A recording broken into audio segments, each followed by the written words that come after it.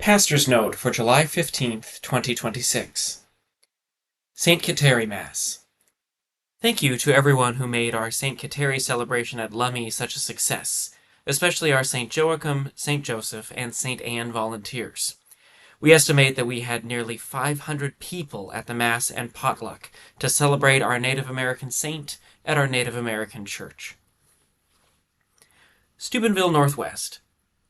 Last week, I traveled to Spokane with 32 of our youth and 7 chaperones for the annual Steubenville Northwest Youth Conference. These are amazing events, with 1,000+ youth from Washington, Oregon, Idaho, Montana, Canada, and beyond, worshiping together and engaging with high-impact speakers and praise music. Thank you to all of our stockholders, youth fundraising donors, who made this possible.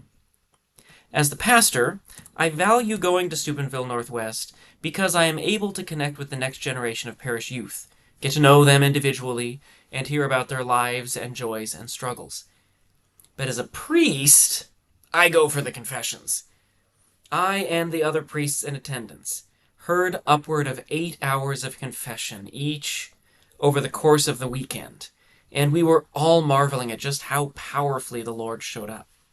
I should say, the Lord always shows up in confession. Our faith guarantees that His merciful redemption is present through the contrition of the penitent and the words of the priest. In addition, I am subjectively most aware of the presence of the Lord through confessions.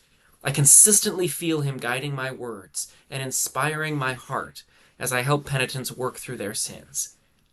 Side note, I am always sad when parishioners do not want to confess to me because they know me. Nowhere do I feel more intimately connected to my parishioners. Nowhere do I feel more deeply my identity as priest and pastor than in the confession.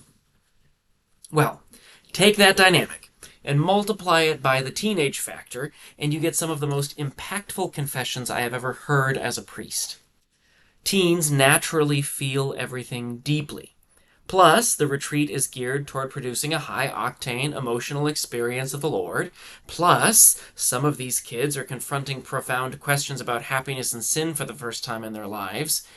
And bam! Open hearts, open minds, changed lives. I was exceedingly blessed by my time there, and I hope our youth and chaperones feel similarly. Communion Patens. In the coming months, as I can find time to train altar servers and priests, we are going to start introducing communion patens at some of our churches. Sacred Heart and Assumption first, and then we'll see from there. A communion paten is a metal plate on a long handle held under the communicant's mouth or hands by the server as the communicant receives the host. These were used for centuries to prevent hosts from dropping to the floor if the priest missed someone's mouth or some other mistake was made. I'm honestly not that worried about dropping hosts. It does happen, and any rescued host is a win, but that is not why I'm rolling this out. Instead, I am exceedingly worried about people walking away with hosts. At Assumption, after finding a host in the bathroom a couple years ago, we started having our ushers watch every person in the communion line at the weekend masses. And yet we still have recently found hosts in the pews. Hosts walking away is a huge and deeply scandalous problem, and I feel the burden of doing everything I possibly can to keep this from happening. I have reminded people many times to receive the host before walking away, and yet so many still start walking before placing the host in their mouth.